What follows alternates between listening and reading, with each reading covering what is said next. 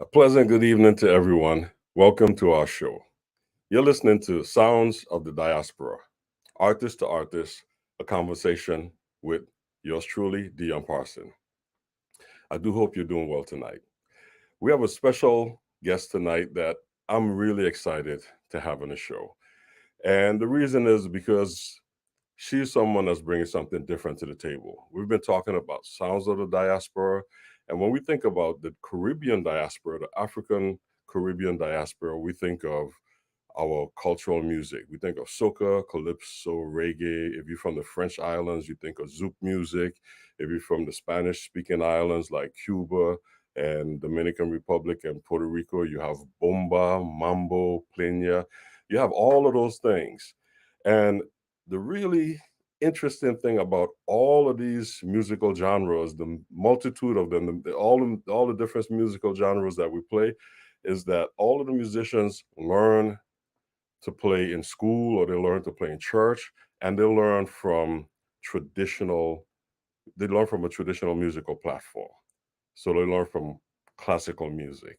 And our guest tonight, and we're really, really excited to welcome to this platform, welcome to Sound of the Diaspora, Dr. Christine Gangelhoff. Hi, Dion. It's great to be here. Thank you for joining us. Thank you for taking the time out of your busy schedule to join us and come and sit and talk with us and bring your view of the sounds of the diaspora, the Caribbean diaspora, to the table. Well, thank you so much. And first of all, congratulations on this show. I'm so happy to see it. And it's been so successful so far. And you've had such great guests. And I think it's such an important platform to bring this music to the world. So congrats. And thank you for inviting me. I'm truly honored and humbled to be here.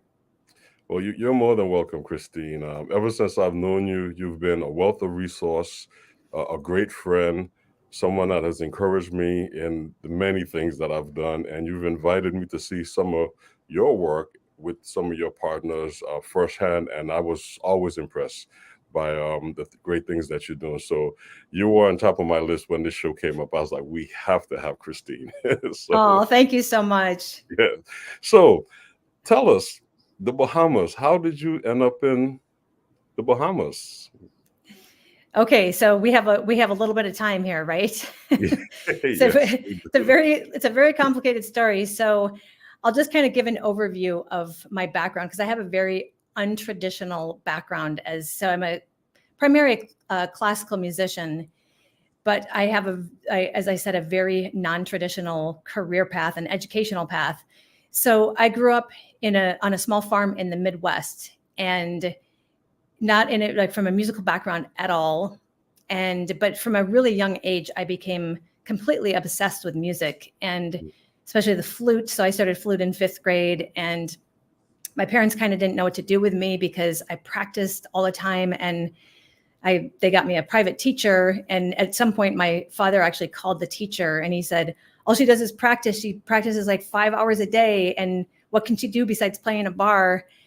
And so she had to sort of like talk him down, but they were very supportive. And so I was also a 1st generation college student. And so I was just kind of finding my way. And I ended up, for my first degree, I went to the University of Minnesota, which was perfect for me because it was close to home. And I had a great teacher at that time. And so I was so excited to study music, like really dive in. And when I got to university, it was great. I loved studying all these topics. But after the first couple semesters, I kind of started to question the education. It was a great education, University of Minnesota, awesome. But there were, for example, in music history, there was some of us who always joked about, all we're learning about is dead white composers. And that really, I always have to say, I do love classical music, but I began to grow uncomfortable with the culture around it and just a lot of aspects around classical music. And so I just kind of started to find ways that I felt more comfortable, that felt more relevant to me and my world. And so I was fortunate enough to have two amazing mentors at the U of M. And those were Susan McClary, is really well-known musicologist. And it was early on in her career.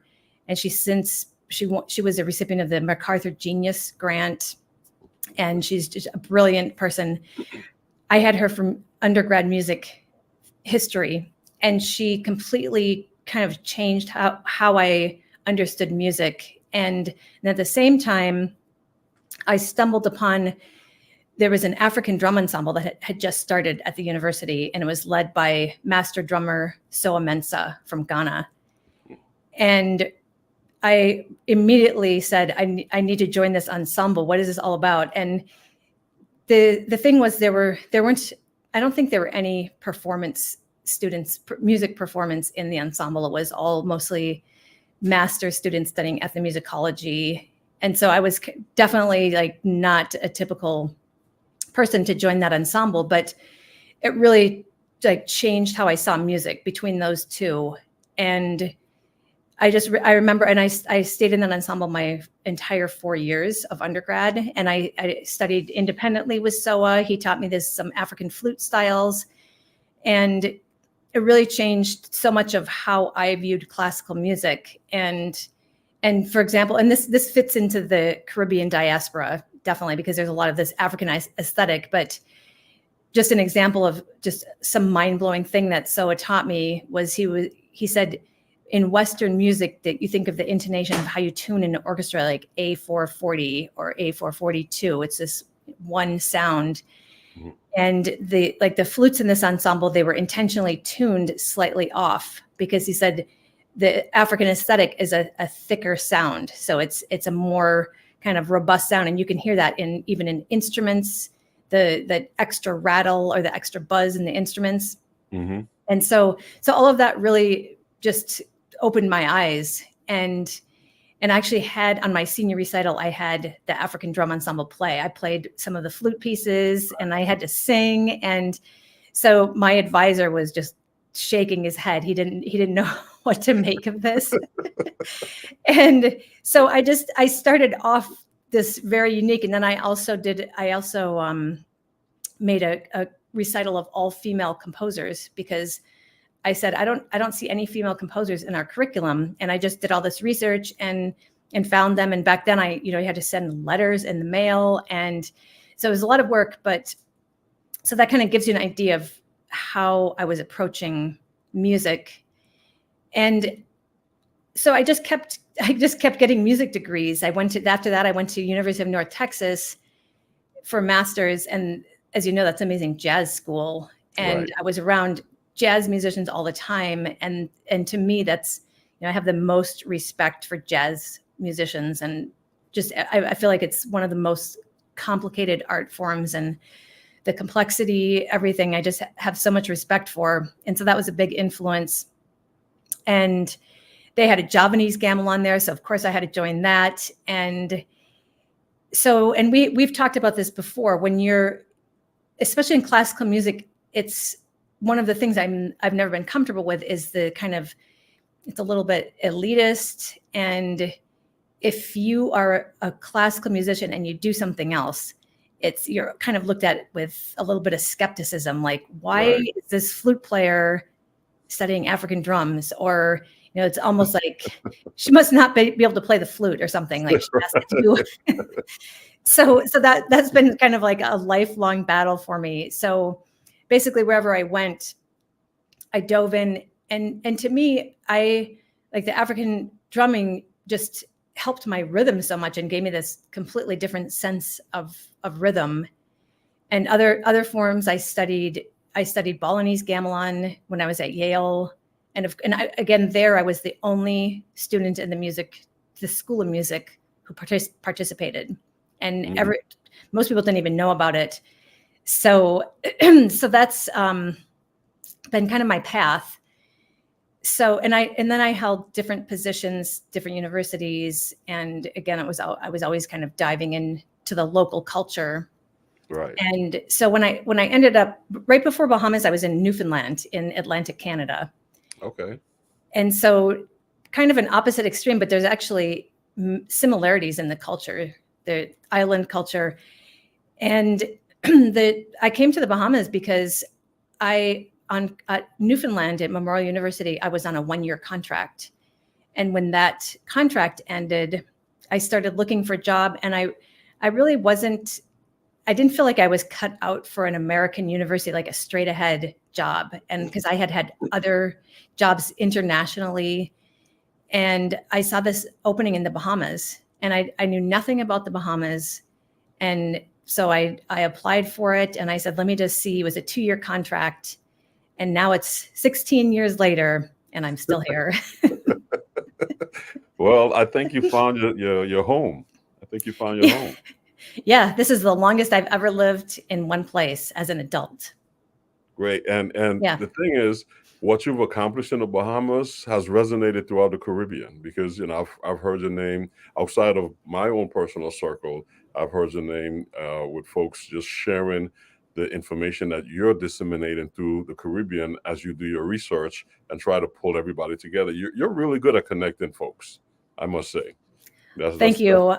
That's one of your I enjoy that. Yeah.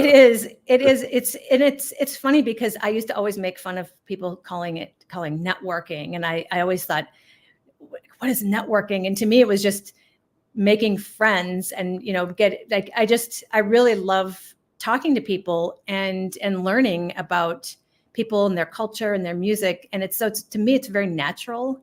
And so that's why all this research that I've done, it's almost like I don't really think of it as research. It's just kind of what I have to do. And Right. So it's been a really natural progression from how I approached music in the States and Canada and internationally. When I came to the Caribbean, it was just a natural progression. And of course, right away, I dove in and started learning about the local traditions, Junkanoo, Rake and Scrape. And within a very short amount of time, locals were saying, like, how did you find this? Because I just have a way of just knowing how to dive in. And for example, there's a Junkanoo, there used to be a Junkanoo festival here called Joe Billy. It was kind of a precursor to the main Junkanoo that's on Boxing Day and New Year's. And so Joe Billy is a festival that's what they call over the hill in the Bahamas. So it's in the inner city. And so I started going to that. It was in early December, and so many local people have never heard of it. They say, you go where? It's a dangerous area. And that was like the highlight of the year for me. So yeah, so I just got right into that. That's great to just immerse yourself in the culture wherever you are. But the thing that I admire about you is that you just don't take it in for yourself. You connect the dots with other folks and you document it and make sure that people know about it. I mean, I grew up hearing about Junkanoo in the Bahamas, but I didn't know as much as I know now, mainly because of you and what you've presented to it, and connecting the dots with the other islands and bringing other folks from other islands to the Bahamas and traveling and sharing that information, because every island has its own vibe, its own musical spin on things. And a lot of times rhythmically, they're playing the same thing, but it's called something different. Junkanoo, Calypso, Mento, Kaiso, it's all the same thing. And it's just like speaking in the South versus speaking in the North. In the South, they may have a twist on the R's, and in the North, they may say it a different way. And that's what I find throughout the Caribbean. But you've done a great job of archiving so many of the cultural components of the Caribbean diaspora, but you've done it from a classical standpoint also. And that's the key here. That's what I wanted our audience to hear, the fact that everything, I shouldn't say everything comes from classical music, but the foundation is the European musicals, melodic system, the 12-note scales and stuff like that. And we don't think about that often in the Caribbean, because we're so embedded in our culture, and we play soca and reggae and all of these things, and nobody says, "Oh, I'm going to play me some Beethoven. Let's go and hear that." That's not as popular, but you found a way through your network to connect all of these wonderful folks and composers and create a platform for that style of classical Caribbean, Afro-Caribbean classical music. Yeah, yeah, it's been really just one of the most rewarding projects, and I mean, I can't even call it a project. It's just this ongoing work, but it kind of all started, like I said, I dove into Junkanoo and Rake and Scrape right away, and I'm a classical musician, and I never thought of classical music in the Caribbean. It never occurred to me, and it was just this accidental thing where I was teaching a class on world music, and I wanted to show an example of a Vodun ceremony from Haiti. And there's a large Haitian population in the Bahamas, and I wanted to include that in the course. And so I was Googling to try to find a video, and this probably the Google algorithm knew I was a flutist, and it got this hit, and the video was Voodoo Jazz Sonata. Okay. And I stopped and I was like, what is this? And so I opened it, and it's this piece for flute and piano by this Haitian composer, Julio Racine.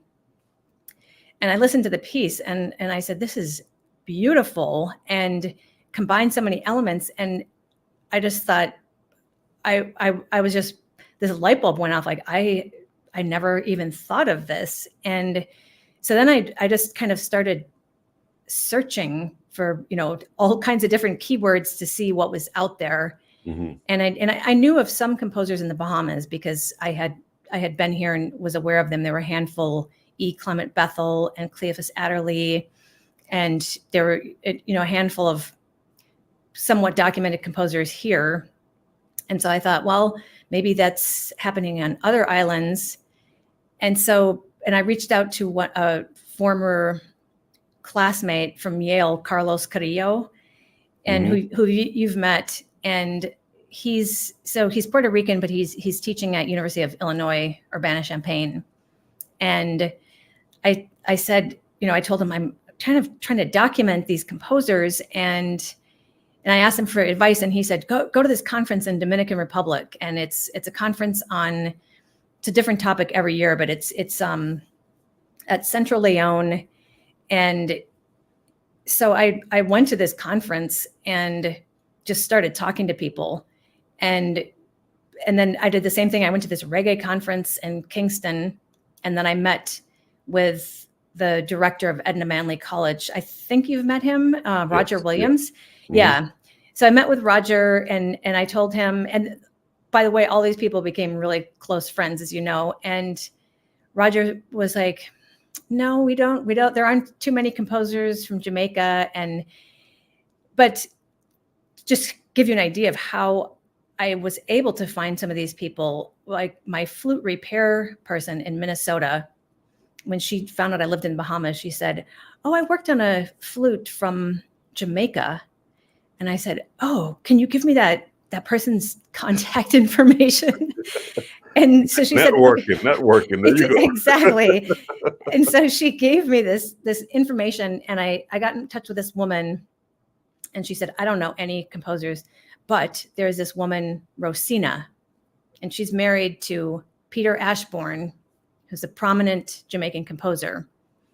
And so I reached out to Rosina, and she was so excited because she had been documenting Jamaican composers. And I only met her my last day in Kingston, and we met in this parking lot. Like, it was like a 10-minute meeting, and she just gave me this big pile of music and just photocopies of stuff to go through. And then, that led to so many more things. And so it was a lot of like I had to follow all these trails and kind of connect the dots. And I just kept interviewing people. And so some of the other people, Paul Shaw, who's a Jamaican pianist, currently at University of Minnesota. And then I reached out to Marlon Daniel, who's a U.S. conductor. He leads Ensemble de Monde, and he also founded the International Festival of St. George in Guadeloupe. And he's a specialist on the composer Joseph Boulogne, the Chevalier de St. George. Mm-hmm. If you've heard of him, he's He's a contemporary of Mozart from the islands, and which is also kind of mind blowing. But he's definitely come in the forefront in recent years. There's even a Disney movie about him that just came out. Yeah. So he's such an incredible figure. So those are some of the ways that I started to compile the research. But then that's not really my specialty. My specialty is getting out there and talking to people, having these conversations. And so I was talking with a friend at the university who's a research librarian. And so she said, send me this information and I will start to put it in a bibliography.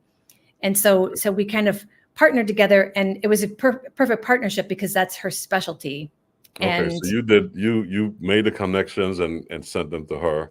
And yes. So through all of this, that group that you co-founded, Puentes Caribeños, that's how this came about? That was actually later down the road. Okay. So that was a few iterations after the first symposium. Okay. So that group, actually all the members of Puentes Caribeños were at the first symposium, because those, so the first symposium was, as I mentioned, Marlon Daniel, when I interviewed him about Joseph Boulogne, and we kind of started scheming, like, we need to get Ensemble du Monde to the Bahamas and play this music of Joseph Boulogne.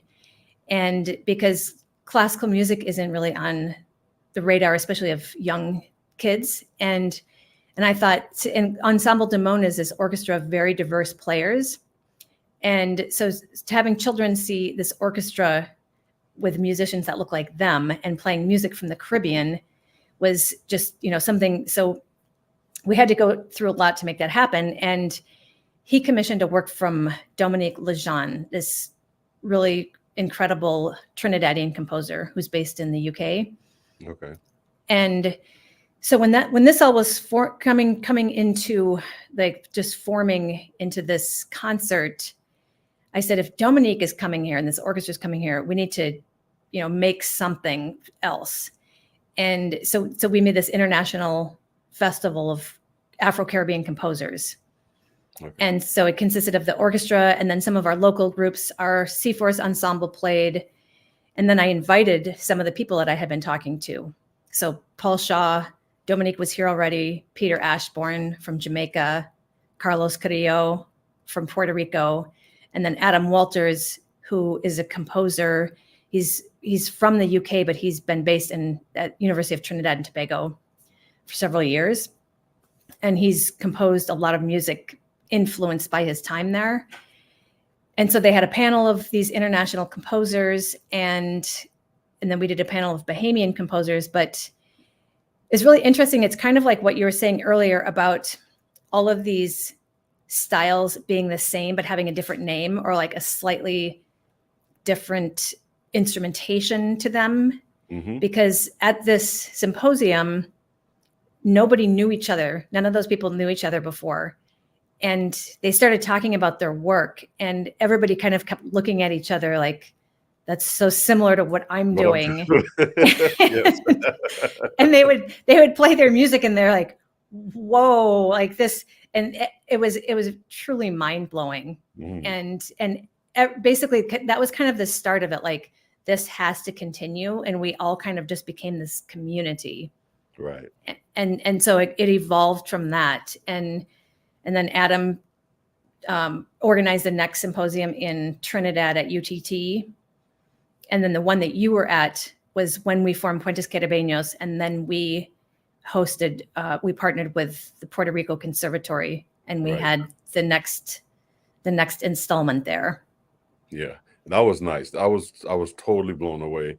I was impressed by, again, the amount of composers and the influences that they all had. And like you said, everybody brought their own style to the table. My good friend Gilchrist Sproul was there as well. Yeah, I remember.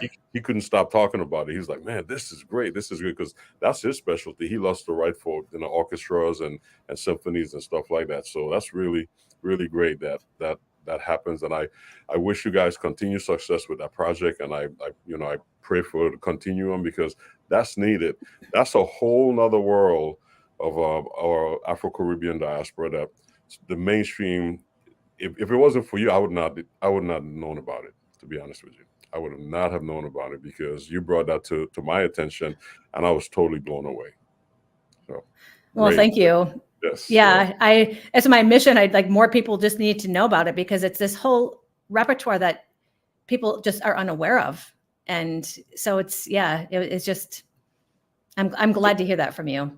Well, Thanks a lot. Speaking of hearing that from me, let's hear something from you. So you brought along some music, and I know our audience wants to hear some of your music. So we're gonna play it first. Tell us what we're gonna hear, and then we'll talk about it afterwards. Okay, so the first track we're going to hear is called Tilla, and it's by Bahamian composer Christian Justilian, who's also my colleague at University of Bahamas. And this is our ensemble C-Force, which we can talk about after we listen to it. Great.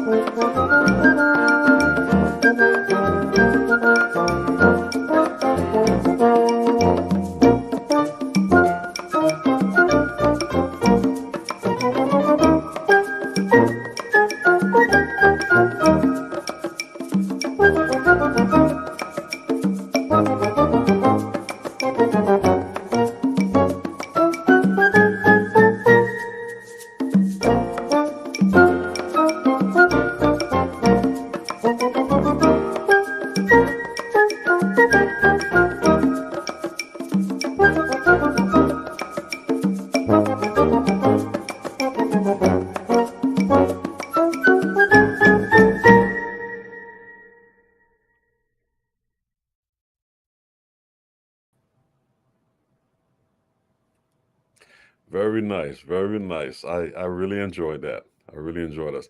Tell us about the instrumentation of that ensemble. Okay, so C-Force it started initially so it was my second year at the university. Then it was the College of the Bahamas. And we have a very small department. And at the time, we only had 3 full-time music faculty. And it was myself and Christy Lee on piano and Christian Justilian on euphonium. And the 3 of us wanted to play. We all wanted to perform.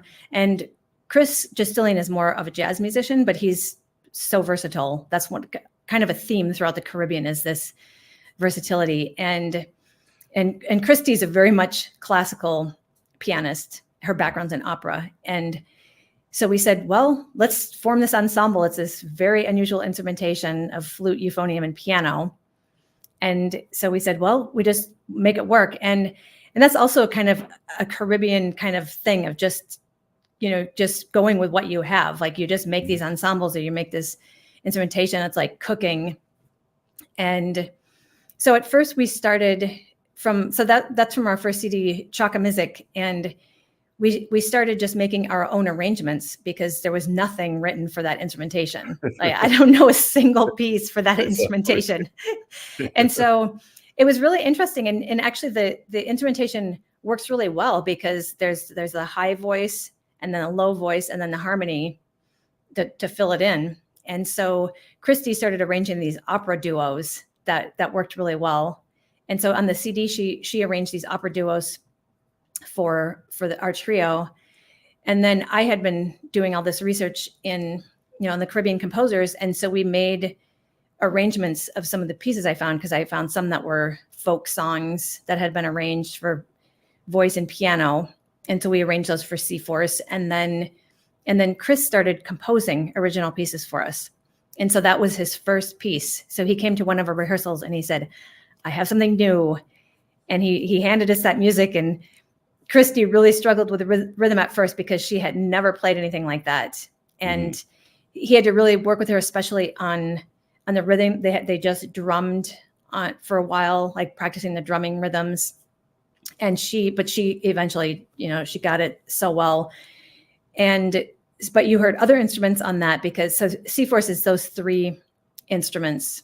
And we got our name because we're all named Chris. So I'm Christine, and then we have Christian and Christy.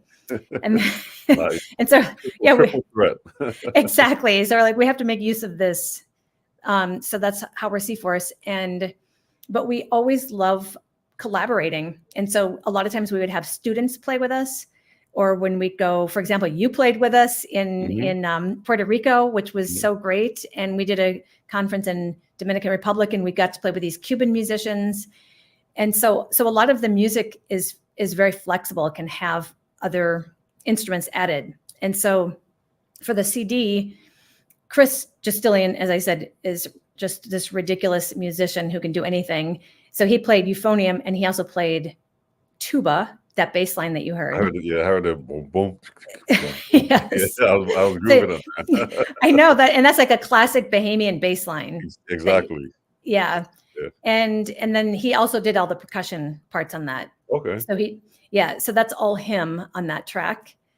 And then in other CDs, we had guest percussionists. We had a student play on a couple of CDs with us, which was great. So that song he wrote, it's based on the once popular goombay style of the Bahamas. So that's sort of what inspired his composition. Mm-hmm. Yeah. So, and I thought that's a great way to kind of start showing people this, because it doesn't sound like classical music. And yeah, I was taken back because you were soloing on it. He was soloing. I said, okay, this is nice. This is nice. Again, when you think of the Afro-Caribbean diaspora, all of these things fit. And as we talked about earlier before we started the show, that in the Caribbean, you can't pigeonhole yourself into one thing. You have, if you're going to play music, you have to be able to play everything. And that's being versatile. And that really happens in the Caribbean, because what I find is that growing up in the Caribbean, every island have its own vibe. You learn reggae, different aspects of reggae, calypso, soca, mento, junkanoo, all of these different styles that exist here. And then you go to the States, and then you have jazz, and you have, R&B and hip hop, and so we're influenced by all of those styles in the Caribbean as well. Because you turn on your radio station, a popular station, they're playing everything popular from the States. But when you go to the US, a lot of this music is not transferred up there, so you don't hear it. right. So I think we are a bit more versatile being in the region, because we have no choice, because we're exposed to Absolutely. so much more. And Yeah. that's why I think this is important to especially to have you on, to show a lot of the jazz listeners, the jazz audience, how diverse the Caribbean is, because it's not only about jazz or jazz Caribbean or calypso and reggae. It's the foundation. I remember growing up playing John Philip Sousa. I mean, that was, we played Stars and Stripes Forever and Alton Adams and V.I. March. I mean, I didn't even really understand the significance of our own Virgin Islander, Alton Adams, until I was in college and realized how much he contributed to that whole world of traditional marches. Yeah, absolutely. I even chose a piece by him for my playlist today, just for that very reason. Okay. Yeah. But just from what you said, it's so true. And I know Eddie and Charles, who you had on last week, talked about this, and it's so true that there's more of a flexibility in the Caribbean as far as genres and how you can define genres. Mm-hmm. And whereas in the US, it's very compartmentalized, and you are a classical musician or you're a jazz musician, and there's very little overlap in a lot of those styles. Mm-hmm. But exactly what you're saying, in the Caribbean, there's this kind of sense of versatility and flexibility. And so in the classical pieces, and it's also kind of like, how do you define classical music? That's also kind of like a lifelong battle that I've had. And there's so many, like what determines if it's classical music. And I don't know, the best way I can think about is it's basically like concert music or art music, that it's basically like, it's not dance music. It's not intended to be danced to. And it's music that's you sit and listen to and clap when it's over. I guess like that's the best definition. I've never really heard you at a loss for words. I think you was at a loss for words to that one. That's trying to describe classical music. It's interesting. Yeah, I never thought about it. Because classical music really exists in the Caribbean, on every island, but it's not really something that's talked about. My wife Nicole, she's the executive director of the Forum, which is a classical organization, and they do a number of concerts. I think they do like 10 concerts for the season. They bring in string quartets, soloists, a number of different group opera. They present the Metropolitan Opera, and the National Theatre out of London, and it's a great. They have a good following, but nobody talks Hmm. about it. Nobody talks Right. about it. So, but you Hmm. throw a party and you set up a band in a parking lot, thousands of people are going to come out right away, and it's really interesting what popular music is and how serious it's taken. But I applaud you for what you've been doing and your contribution being in the Caribbean and bringing so much of our Afro-Caribbean music from the diaspora to light, and the musicians that present that as well. So let's hear another one of your songs. What else did you bring for us? So I chose 4 different tracks that are all very different, and just to show kind of the breadth of this repertoire. Okay. And so the next one, this is from our second CD, which is all Bahamian composers. And I can talk a little bit more of that after we listen to it. But the selection from this CD is called Balamena, and it's a traditional Bahamian melody. And this is just like a very lovely arrangement based on an arrangement by E. Clement Bethel, a Bahamian composer. And we did our arrangement of his arrangement. So it's a double. Yeah.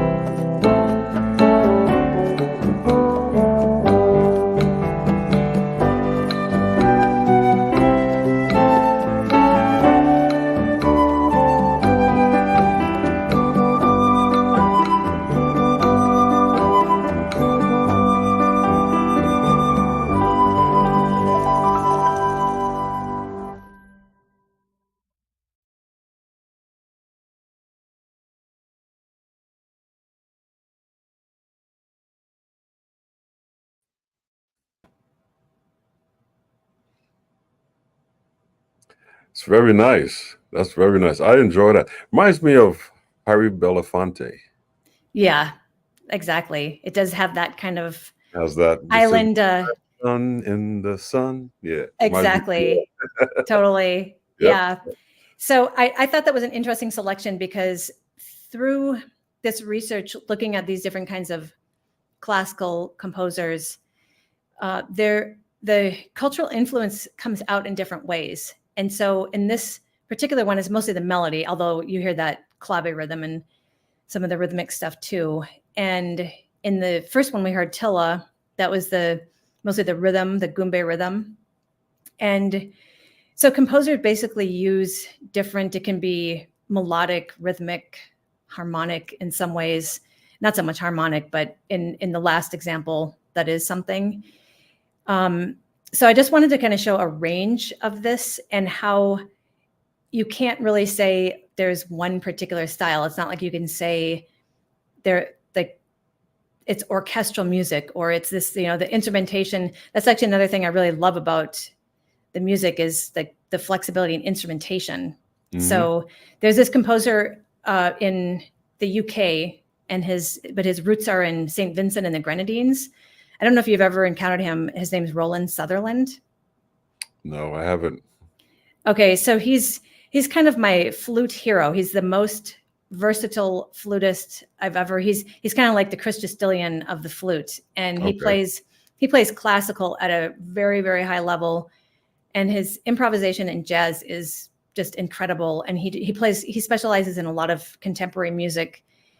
And he wrote a flute quartet we actually performed together in Malta for this CHOGM, Commonwealth Heads of Government meeting. Mm-hmm. And he composed this flute quartet, and it was influenced by his St. Vincent the Grenadines. And the instrumentation could be flute choir, or it could be, flute quartet. It could have added percussion. It could have this section with improvisation, or you could leave that out. And you see a lot of that, that kind of flexibility. And I don't see that in the classical music world otherwise. I mean, maybe in very contemporary music, you have a little bit more of that. Right. But so that's another reason that I kind of chose these selections. It's beautiful. It's wonderful. And that shows just the versatility of you and your musicians, and how you have to be here in the Caribbean to just create something that beautiful with what you have. And the first time I heard of C4s, I thought about it. I was like, okay, flute, baritone, horn, and piano.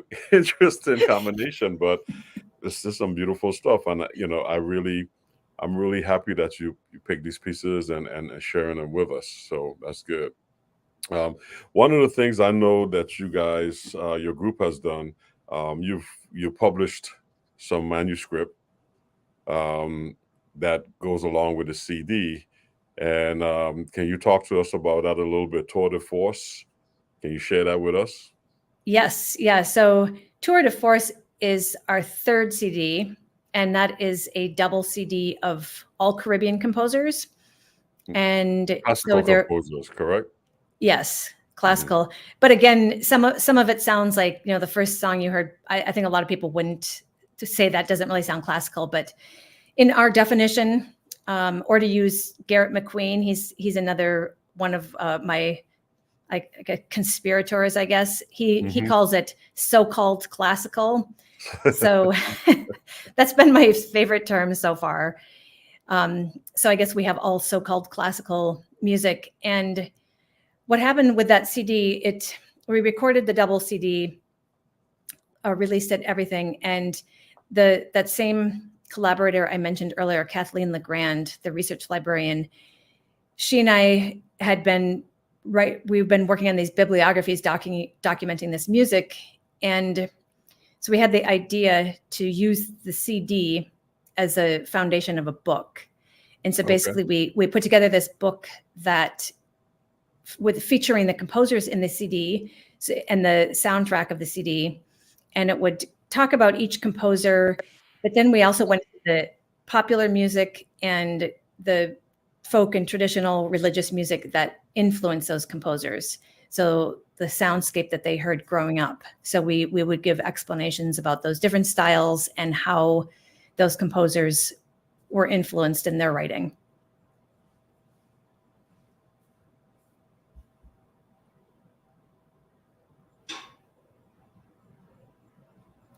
I think Dion froze or I froze.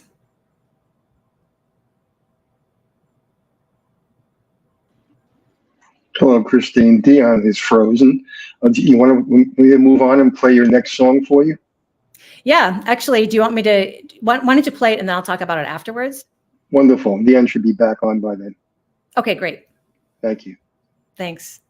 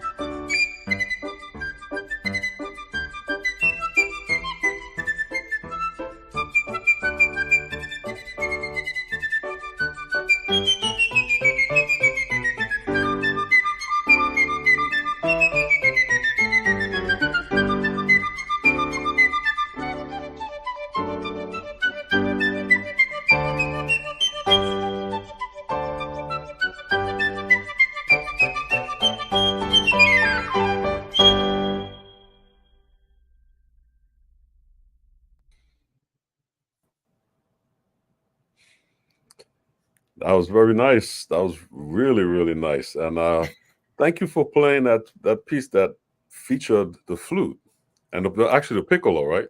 Piccolo, yeah. Yes, yes. Yes. Yeah, I'm glad you like it. I chose that just for you because that's Alton Adams, who you mentioned earlier. That's his piece. Okay. Yeah. Great. So, yeah, and I think he's such a historic figure. And again, I had never heard of him. I know you grew up playing his marches, but I don't think they left. I mean, maybe Virgin Islands' own was played in the States, but not. Yeah. I had never heard of him. So I discovered that piece through one of these like I think Calvin Jones, who you know, sent me a recording of the U.S. Navy Band playing in St. Thomas. He wrote for the Navy Band. That was exactly yeah. Right. And yes, speaking of versatile musicians, yeah, of course, yeah, and so I got this score from Calvin, and I interviewed Alton Adams Jr. many times. He was very supportive of the work that I was doing, and he gave us permission to make a piano reduction of the band part. Okay. And so that's basically how we have that piano part. So that's what we recorded. But I've played that piece a couple times. I actually played it on St. Thomas with Bertha C. Bisholte Middle School Band, which was so much fun. I mean, those kids did so great. And it was so fun to be able to play that on St. Thomas. And then I played it with Christy at Alton Adams Historic Home, which is now it's a, who owns that property now? Some big company. Yeah, exactly. So it's this big company, and they had a celebration, and they wanted that piece played. Right. Yeah. And so I played it there, and then I also played it with the Royal Bahamas Police Force Band. Okay. And so I've gotten some good mileage out of that piece. It's a beautiful piece. It's a beautiful, and the thing is, I'm one of the reasons why I'm happy you played it, not only to honor Mr. Adams, but the flute and the piccolo is one of those instruments that you rarely, especially the piccolo, you rarely hear it outside of the concert hall. True. But in Caribbean music, it's one of the prominent instruments. I know in the Virgin Islands, we have our cultural music is called quail-bake. And the flute is one of the prominent instruments. There's a group on St. Croix, Stanley and the 10 Sleepless Nights, and Stanley, the leader of the group, is a flautist. And I know. every song he does this thing on it, and it's a sound that we're so used to hearing in the Caribbean. I know in Cuba, Cachao, the great bass player, he used a lot of clarinet and flute, especially in his music. And even the artists that came out of the Bronx, Tito Puente and all those guys, they use a lot of that. So that's a sound that's really prominent in the Afro-Caribbean diaspora. So I really appreciate it. Why do you think that is? I think it's probably military, but like a lot of these instruments came from the military. Right. And although that's mostly brass instruments, but the flute and the fife and drum is common on a lot of these islands too. So to me, that's, more of a military influence, because Saint Kitts and Nevis also has the fife and the big drum tradition.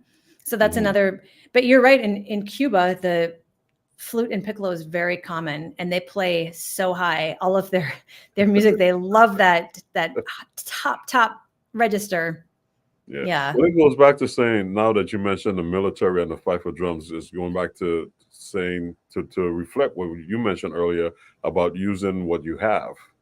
So if that's prominent, because a lot of the islands were British, they were colonized by the British, so that aspect of the military and the regiments and the music was part of that. So I think the musicians that learned that platform transitioned into the popular music and the dance music and played those instruments. Definitely. Yeah. That's super great. Interesting. Yeah, that's great, man. Some wonderful music. I really, really appreciate that. I really appreciate it. That was a good hidden gem. Thank you. No, thank you for bringing that to all. No, I love that piece. I mean, part of all this research I'm doing is also for selfish reasons, because I get to play all this great music. It's a catch-22. It's like you get the best of both worlds. Exactly. Great. I know we're winding it down, but we're not quite finished yet. Couple other things here. So in the Bahamas, you're very engaged in the community, and you do some wonderful things. And you're the artistic director of the Nassau Music Society. Tell us a little bit about that. What's going on with that? Yeah, so I've been doing that for about 5 years. When I first came here, they've been in existence for 55 years actually, and so they were still in existence when I got here, and I was on the committee at that time, and I was kind of in the background because I was still learning the ropes of the music community. And it was sometime I told you about the Marlon Daniel and the Ensemble du Monde. So that was with the Nassau Music Society. Okay. Although I was not artistic director at that time. That was sort of a kind of takeover on my part. I just had this idea that I just had to make happen. And so in the last 5 years, I've been more involved as artistic director.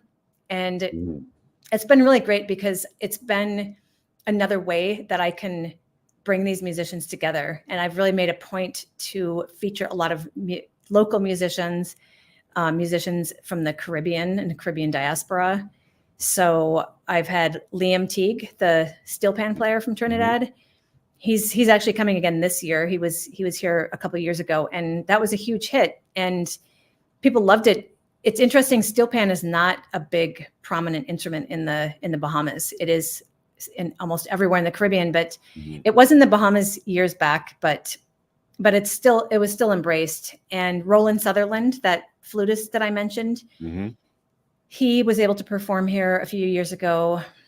This Trinidadian soprano, Nicole Jordan, came and did incredible concerts. And then also I get ideas from your wife too. So she had Warp Trio, and I wasn't familiar with their work, and I love their stuff. Yeah. And they're exactly like what we're talking about, like their sense of flexibility and kind of genre bending. Like they do all hip hop, they really bend. They really bend, Yeah. but it's great. And again, talking about a Caribbean influence, I forgot the piano's player's name.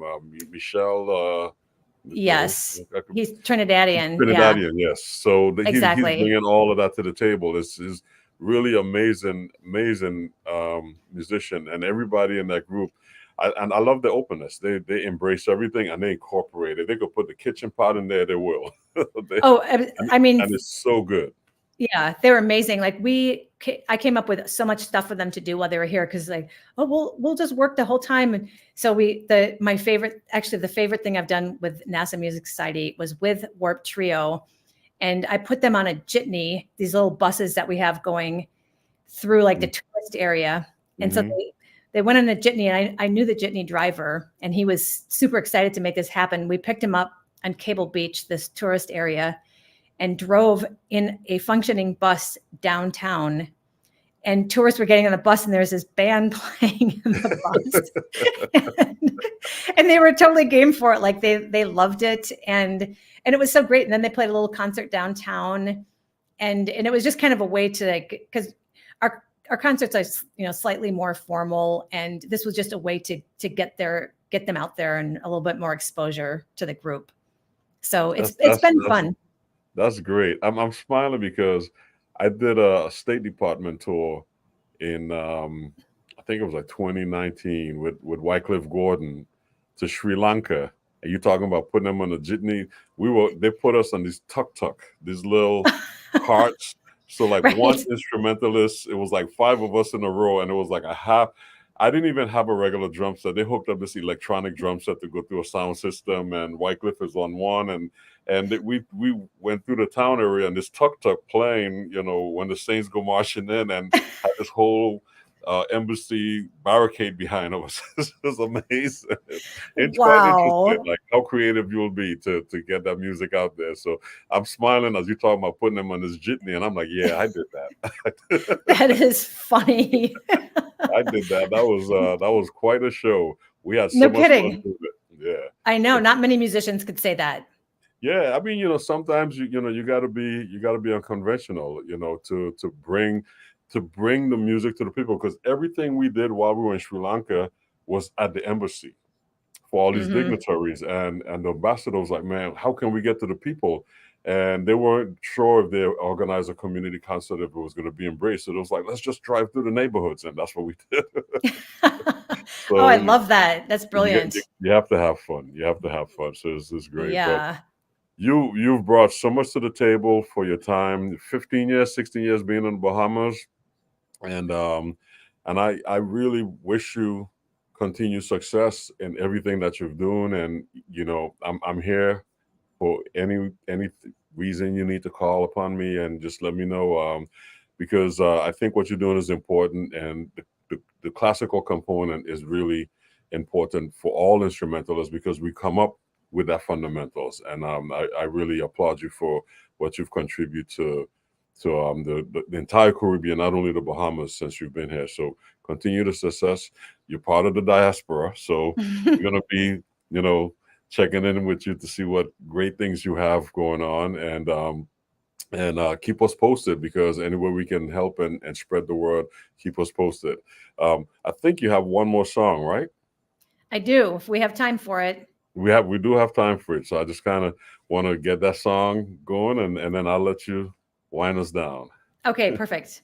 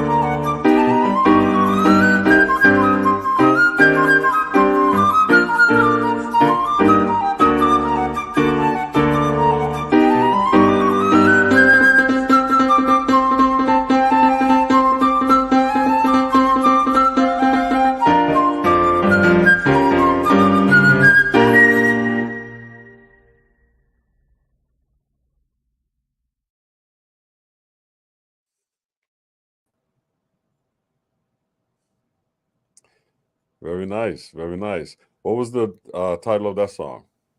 So that was the final movement of the Sonata Voodoo Jazz by the Haitian composer Julio Racine that I mentioned earlier. Okay. Yeah. So as I mentioned, he was a great influence on me, a friend and mentor. And so that piece I thought was a perfect one for the diaspora because as he describes it, it's the piano is a 90% drum. It's just like drumming. You could hear that playing that Haitian rhythm. And so it has the Haitian, the voodoo rhythm in the rhythm aspect of the piece. And then the harmony is where the jazz comes in. So you could hear all those nice jazz harmonies. And the form and the instrumentation are what make it the sonata. So it's the classical element. So it's really kind of a merging of three styles of music.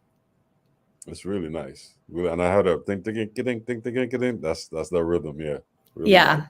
Yeah, exactly. And this is a song that you research when you're teaching the history class, the world history class, that kind of started this whole process. Exactly. This is the one that the YouTube or Google algorithm led me to.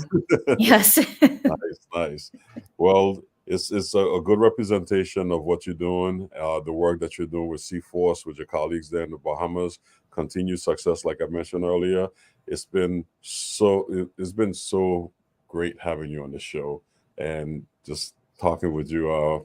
It feels like, we could do this every week. So I know. Well, thank you so much. This is, like I said, this is such an honor, and I'm so happy that you're doing this work. And same thing, I really admire everything that you're doing. So happy to see it. I try to tune in every week. Oh, appreciate that. Okay. Yeah. Okay. Well, we're expanding our distribution horizon. So any last words, any comments you want to give to our audience worldwide? Yeah, support local music and just be open-minded. And there's, again, like, this is music that is so not known around the world, and people hear it and they're just blown away. And same thing with all the work that you're doing in jazz. I came upon that simultaneously with the classical music, all these jazz musicians that are, showing their cultural roots in their music. And I just feel like that needs more of a worldwide platform. So check it out, people.